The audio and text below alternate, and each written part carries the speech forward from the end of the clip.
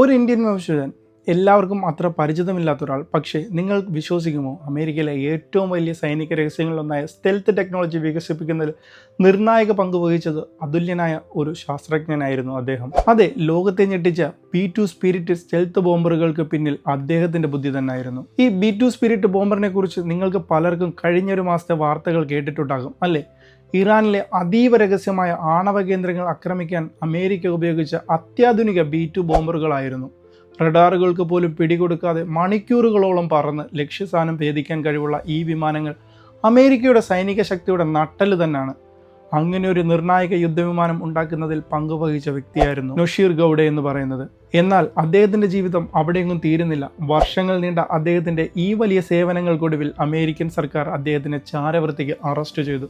ഒന്ന് ആലോചിച്ചു നോക്ക്, താൻ വികസിപ്പിച്ചെടുത്ത അതേ സ്റ്റെൽത്ത് ടെക്നോളജിയുടെ രഹസ്യങ്ങൾ അമേരിക്കയുടെ തന്നെ ശത്രുക്കൾക്ക് വിറ്റു എന്നതായിരുന്നു അദ്ദേഹത്തിനെതിരെയുള്ള ഗുരുതരമായ കുറ്റം. ലോകം മുഴുവൻ ഉറ്റുനോക്കുന്ന ഒരു കേസ്. എങ്ങനെയാണ് ഇത് സംഭവിച്ചത്? എന്തിനാണ് അദ്ദേഹം ഇങ്ങനൊരു കാര്യം ചെയ്തത്? ഈ ചോദ്യങ്ങൾക്കെല്ലാമുള്ള ഉത്തരം നമുക്കൊന്ന് നോക്കാം. നമസ്കാരം, ഞാൻ അഖിലേഷ് ചന്ദ്രസേന.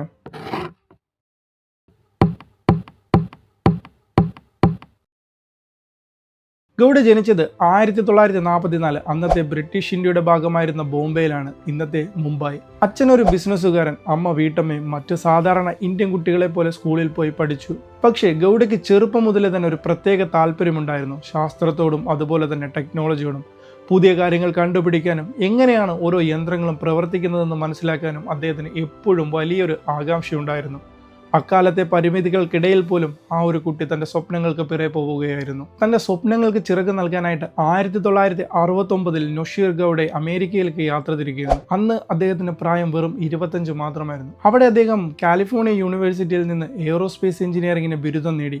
അമേരിക്കൻ മണ്ണിൽ അദ്ദേഹത്തിന് പുതിയ വാതിലുകൾ അങ്ങനെ തുറന്നു കിട്ടുകയായിരുന്നു. ലോകത്തിലെ ഏറ്റവും മികച്ച ടെക്നോളജി കമ്പനികളിൽ ജോലി ചെയ്യാനുള്ള പുതിയ കണ്ടുപിടുത്തങ്ങൾ കണ്ടുപിടിക്കാനും അദ്ദേഹത്തിന് ഒരുപാട് അവസരങ്ങൾ ലഭിച്ചു. അദ്ദേഹത്തിൻ്റെ കഠിനാധ്വാനവും അതുപോലെ തന്നെ അസാമാന്യമായ ബുദ്ധിശക്തിയും വളരെ പെട്ടെന്ന് തന്നെ ശ്രദ്ധയിൽപ്പെട്ടു. ഇത് സത്യം പറഞ്ഞാൽ നമ്മൾക്ക് അഭിമാനം തോന്നുന്നൊരു കാര്യം തന്നെയാണ് അല്ലേ? 1970 അദ്ദേഹം ലോകത്തിലെ ഏറ്റവും വലിയ എയ്റോസ്പേസ് കമ്പനികൾ ഒന്നായ നോർത്ത് കോർപ്പറേഷനിൽ ജോലിക്ക് ചേർന്നു. ഇവിടെ വെച്ചാണ് അദ്ദേഹം അമേരിക്കയുടെ ഏറ്റവും വലിയ സൈനിക രഹസ്യ പദ്ധതികൾ ഒന്നിന്റെ ഭാഗമാകുന്നത്. പ്രത്യേകിച്ച് ലോകത്തിലെ ആദ്യത്തെ സ്റ്റെൽത്ത് ബോംബറായ നോർത്ത് B2 സ്പിരിറ്റ് ഉണ്ടാക്കുന്നതിൽ ഗൗഡയുടെ പങ്ക് വളരെ വലുതായിരുന്നു. റഡാറുകൾക്ക് പോലും കണ്ടെത്താൻ കഴിയാത്ത ഒരു വിമാനം. ഇത് കേൾക്കുമ്പോൾ തന്നെ ഒരു സയൻസ് ഫിക്ഷൻ സിനിമ പോലെ തോന്നുന്നില്ലേ? റഡാറുകൾക്ക് പിടികൊടുക്കാത്ത രൂപകൽപ്പന, അതുണ്ടാക്കാൻ ഉപയോഗിച്ച പ്രത്യേകതരം വസ്തുക്കൾ, ചൂട് പുറത്തുവിടാത്ത എഞ്ചിനുകൾ. ഒരു എഞ്ചിൻ പ്രവർത്തിക്കുമ്പോഴും അതിൽ നിന്ന് എത്രത്തോളം ചൂട് വരുമെന്ന് നമുക്കൊക്കെ ഊഹിക്കാവുന്നതല്ലേ? പക്ഷേ ഇതിന് നേരെ തിരിച്ചായിരുന്നു. ഇതെല്ലാം സ്റ്റെൽത്ത് ടെക്നോളജിയുടെ ഭാഗമായിരുന്നു. ഇതിന്റെ പല സാങ്കേതിക വിദ്യകൾക്കും പിന്നിൽ ഗൗഡയുടെ ബുദ്ധി തന്നെയായിരുന്നു. ഒരു ഇന്ത്യൻ വംശജൻ അമേരിക്കയുടെ ഏറ്റവും വലിയ സൈനിക രഹസ്യങ്ങളുടെ ഒന്നിന്റെ ഭാഗമാകുക എന്നത് അവിശ്വസനീയമായ ഒരു കാര്യം തന്നെയാണ് അല്ലേ? ഈ സ്റ്റെൽത്ത് ടെക്നോളജി ശരിക്കും അമേരിക്കൻ സൈനിക ശക്തിക്ക് ഒരു നിർണായക മേൽക്കൈ തന്നെ അന്ന് നൽകിയിട്ടുണ്ടായിരുന്നു. ശത്രുക്കളുടെ റഡാറുകൾക്ക് പോലും പിടികൊടുക്കാത്ത ലക്ഷ്യസ്ഥാനത്ത് എത്താനും ആക്രമണം നടത്താനും ഈ വിമാനങ്ങൾക്ക് സാധിക്കുമായിരുന്നു. ഗൗഡയുടെ ഈ കണ്ടുപിടുത്തങ്ങൾ അമേരിക്കയെ ലോകശക്തികളിൽ ഒന്നായി നിലനിർത്തുന്നതിൽ വലിയ പങ്ക് തന്നെയാണ് വഹിച്ചത്. വർഷങ്ങളോളം അമേരിക്കയുടെ സൈനിക രഹസ്യങ്ങളുടെ പ്രധാന സൂക്ഷിപ്പുകാരിൽ ഒരാൾ തന്നെയായിരുന്നു ഗൗഡെ. എന്നാൽ ഗൗഡയുടെ ജീവിതം അവിടെയൊന്നും അവസാനിക്കുന്നില്ലായിരുന്നു. അവിശ്വസനീയമായ ഒരു വഴിത്തിരിവ് അദ്ദേഹത്തിൻ്റെ ജീവിതത്തിലേക്ക് സംഭവിക്കുന്നത് 2005 അമേരിക്കൻ ഗവൺമെൻറ് അദ്ദേഹത്തെ ചാരവൃത്തിക്ക് അറസ്റ്റ് ചെയ്തു. ഈ വാർത്ത കേട്ടപ്പോൾ ലോകം മുഴുവൻ ഞെട്ടി. അമേരിക്കൻ ജനതയും ഈ ഒരു കാര്യം ഒരിക്കലും വിശ്വസിക്കാൻ കഴിയുന്നില്ലായിരുന്നു. കാരണം അത്രത്തോളം ഒരു പങ്ക് ഇദ്ദേഹം അതിനകത്ത് വഹിച്ചിട്ടുണ്ടായിരുന്നു. നമ്മൾക്ക് പോലും ഞെട്ടൽ തോന്നുന്നൊരു കാര്യമായിരിക്കും അല്ലേ? എന്തായിരിക്കും ഇദ്ദേഹത്തിനെതിരെയുള്ള ഈ ഒരു ആരോപണം? വർഷങ്ങളോളം താൻ ജോലി ചെയ്തിരുന്ന അമേരിക്കയുടെ ഏറ്റവും വലിയ സൈനിക രഹസ്യങ്ങളിലൊന്നായ സ്റ്റെൽത്ത് ടെക്നോളജിയുടെ വിവരങ്ങൾ അമേരിക്കയുടെ തന്നെ ശത്രുവിന് വിൽക്കാൻ ശ്രമിച്ചു എന്നതായിരുന്നു പ്രധാന കുറ്റം എന്ന് പറയുന്നത്. റിപ്പോർട്ടുകൾ അനുസരിച്ച് അദ്ദേഹം ചൈനീസ് സർക്കാരിന് ഈ രഹസ്യങ്ങൾ ചോർത്തി കൊടുക്കാൻ ശ്രമിച്ചു എന്നാണ്. സ്വിസ് ബാങ്കുകളിൽ തൻ്റെ അക്കൗണ്ടിലേക്ക് ലക്ഷക്കണക്കിന് ഡോളറുകൾ കൈപ്പറ്റാൻ ശ്രമിച്ചുവെന്നും അദ്ദേഹത്തിനെതിരെ ആരോപണമുണ്ട്. ഈ വാർത്ത വന്നപ്പോൾ നിങ്ങൾ പലരും ഞെട്ടിയിട്ടുണ്ടാകാം. ഇത്രയും വലിയൊരു ശാസ്ത്രജ്ഞൻ, ഒരുപാട് ആനുകൂല്യങ്ങൾ ലഭിക്കുന്ന ഒരാൾ എന്തിനാണ് ഇങ്ങനെ ഒരു കാര്യം ചെയ്തത്?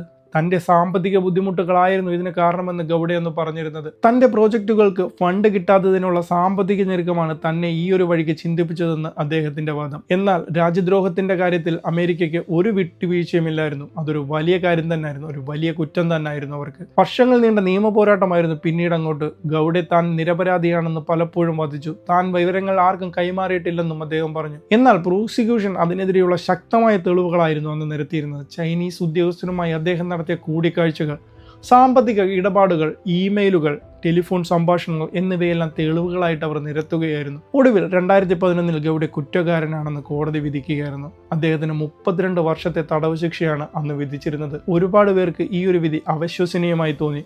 ഒരു കാലത്ത് അമേരിക്കയുടെ അഭിമാനമായിരുന്ന ഒരാൾ ഇത്രയും വലിയ ശിക്ഷ ലഭിച്ചത് പലരെയും ഞെട്ടിച്ചു. ഒരു ഇന്ത്യൻ വംശജൻ ഇങ്ങനെ ഒരു കുറ്റത്തിന് ശിക്ഷിക്കപ്പെടുന്നത് ഇന്ത്യൻ സമൂഹത്തിൽ പോലും വലിയ ചർച്ചയായി മാറിയിട്ടുണ്ടായിരുന്നു അന്ന്. ഈ കേസിൽ പലതരത്തിലുള്ള വാദങ്ങളും പ്രതിവാദങ്ങളും ഇപ്പോഴും ഉയർന്നു വരുന്നുണ്ട്. ചിലർ പറയുന്നത് ഗൗഡ രാജ്യദ്രോഹി തന്നെ ആണെന്നാണ്, അമേരിക്കയുടെ സുരക്ഷയെ മനഃപൂർവ്വം അപകടത്തിലാക്കാൻ ശ്രമിച്ചു എന്നതാണ്. മറ്റു ചിലർ പറയുന്നത് അദ്ദേഹത്തിന് നീതി ലഭിച്ചിട്ടില്ലെന്നും സാമ്പത്തിക ബുദ്ധിമുട്ടുകൾ അദ്ദേഹത്തെ തെറ്റായ ഒരു തീരുമാനമെടുക്കാൻ പ്രേരിപ്പിച്ചതാകാം എന്നുമാണ് ചിലർ പറയുന്നത്.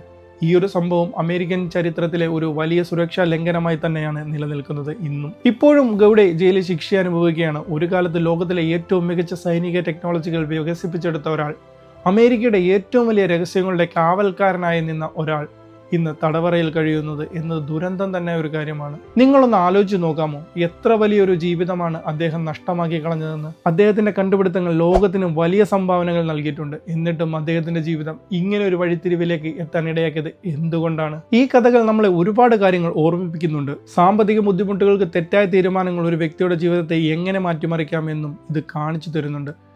ഗൗഡയുടെ കഥ ഒരു മുന്നറിയിപ്പാണ്. ബുദ്ധിയും കഴിവും ഉണ്ടായിട്ടും ഒരു നിമിഷത്തെ തെറ്റായ തീരുമാനം ഒരു വ്യക്തിയുടെ ജീവിതം എന്നേക്കുമായി മാറ്റിമറിച്ചേക്കാം എന്നത്. ഈ ഒരു കേസ് അമേരിക്കയുടെ സുരക്ഷാ സംവിധാനങ്ങളെ കൂടുതൽ ശക്തമാക്കാൻ കാരണമായിട്ടുണ്ട്. അദ്ദേഹത്തെ നമ്മൾ എങ്ങനെ ഓർമ്മിക്കണം?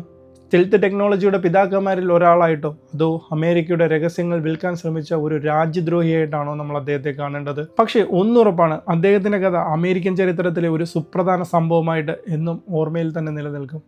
പുതിയൊരു വീഡിയോയിൽ പുതിയൊരു വിഷയമായി വീണ്ടും കാണാം. അതുവരെ ബൈ.